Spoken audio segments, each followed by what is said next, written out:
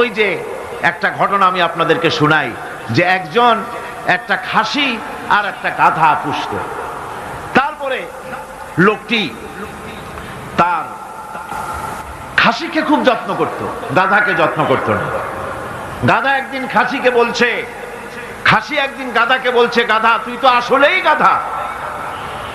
গাধা বলছে, তা আমি তো গাধাই, তা আমার এরকম গাল দিয়ে লাভ কি? গাল দিচ্ছে এই জন্য মালিক আমাকে কত যত্ন করে তাকে লক্ষ্য করেছো? তোমাকে কিন্তু কোনো যত্ন করে না। বাইরের থেকে আসার সময় একটা থাপ্পড় দেয়, যাওয়ার সময় একটা লাথি দেয়, আর আমার ঘাড়ের উপরে হাত বুলায়, আমাকে গোসল করায়, ভুসি দিসি খাওয়ায়, কত যত্ন করে। গাধা বলছে, আসলে খাসি তোমার এত যত্ন কেন তা কি তুমি জানো? কয় না, তা তো জানি না।